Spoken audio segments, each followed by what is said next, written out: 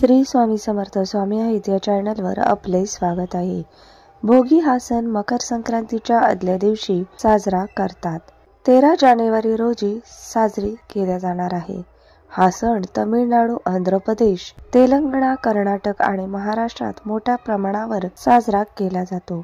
भोगी आणि मकर संक्रांत हे कृषीशी संबंधित आहे। न खाई भोगी तो सदा रोगी असे अनेकदा बोलले जाते। या सणांना उष्णता देणारे पदार्थ खाल्ले जातात। या दिवशी तीळ लावून केलेली भाकरी व अनेक भाज्या एकत्र करून केलेली भाजी तिला भोगीची भाजी असे म्हणतात। या दिवशी या भाजीला खूप महत्त्व आहे। याच भाजीचा नैवेद्य देवतांसाठी दाखवला जातो। तर या दिवशी तुम्हाला भोगीची भाजी बनवताना चुकूनही ही एक भाजी घ्यायची नाहीये, ज्याने माता लक्ष्मी नाराज होईल। तर ती भाजी कोणती हे पाहण्यासाठी व्हिडिओ कुठेही स्किप करू नका, पूर्ण पहा व कोणत्या चुका करायच्या नाही हे आपण या व्हिडिओद्वारे पाहणार आहोत। भोगीच्या दिवशी सर्वप्रथम तुम्हाला ब्रह्ममुहूर्तावर उठायचं आहे। त्यानंतर आंघोळीच्या पाण्यामध्ये तुम्हाला तीळ टाकायचे आहेत व आंघोळ करायची आहे। अशी आंघोळ केल्याने तुमच्या शरीरातील नकारात्मकता दूर होते। तसेच या दिवशी तुम्हाला केसावरून पाणी देखील घ्यायचे आहे। लहानापासून मोठ्यापर्यंत आंघोळ करताना प्रत्येकाच्या आंघोळीमध्ये तीळ टाकायचे आहेत। यामुळे आपलं आजारपणही दूर होत असतं। यानंतर सूर्याला अर्घ्य द्यायचं आहे। भोगी म्हणजे खाणे किंवा उपभोगणे। भोगी हा आनंदाचा आणि उपभोगाचा सण मानला जातो। भोगी का साजरी केली जाते तर या दिवशी इंद्रदेवाची आठवण काढली जाते। इंद्रदेवाने आपल्या धर्तीवर उदंड पीक पिकावे म्हणून देवांना प्रार्थना केली होती आणि वर्षानुवर्ष शेतकरी आपल्या शेतातून पीक काढत राहो व या पृथ्वीवरील माणसांची प्राण्यांची भूक भागवत राहो अशी प्रार्थना भोगीच्या दिवशी केली जाते।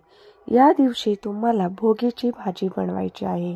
या भोगीच्या भाजीला अनेक ठिकाणी खेंगोट असे म्हणतात। या दिवशी उपलब्ध असणाऱ्या व शरीरातील उष्णता वाढवणाऱ्या पदार्थांचा समावेश करतात। या दिवशी बाजरीच्या भाकरीला तीळ लावून बनवले जाते। सर्व प्रकारच्या भाज्या, शेंगा, पावटा, बोर, ऊस, वांगे, वाटाणे, बटाटा एकत्र करून भोगीची भाजी केली जाते व तो नैवेद्य देवांना दाखवला जातो।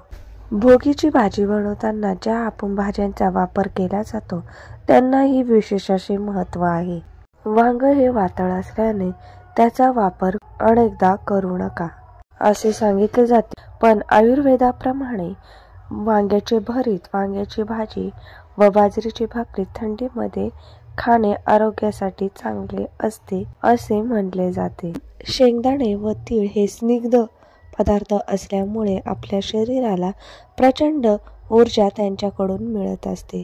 त्यामुळे या गोष्टी खाणे थंडीमध्ये अतिशय महत्त्वाचे मानले जाते। थंडीमध्ये दूध, दही, तूप, ताक हे पदार्थ अवश्य खाल्ले पाहिजे। गरम पाण्यात जर तीळ टाकले तर त्यातील तेल त्या पाण्यात मिसळतं व ते तेल आपल्या अंगाला लागतं, त्यामुळे अंग देखील चोपडं होतं असे सांगितले जाते। या दिवशी जुन्या गोष्टींचा त्याग करून चांगल्या गोष्टी अंगीकारल्या जातात। या दिवशी भोगीचा नैवेद्य दाखवत असताना देवघरामध्ये एक दिवा प्रज्वलित करून घ्यायचा आहे। एक प्लेट घ्यायची आहे, त्यामध्ये अखंड तांदूळ टाकायचे आहे।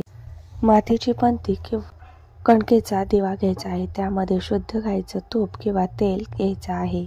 चिमूटभर हळद टाकायची आहे, पांढरे तीळ टाकायचे आहे। 11 किंवा 21 सफेद तीळ टाकायचे आहे। दिव्याला हळदी कुंकू वाहायचा आहे, फूल वाहायचं आहे व त्यानंतर देवाला नैवेद्य अर्पण करायचे। देवाला नैवेद्य अर्पण करणे याला भोग चढवणे असे म्हटले जाते व देवाला प्रार्थना करावी।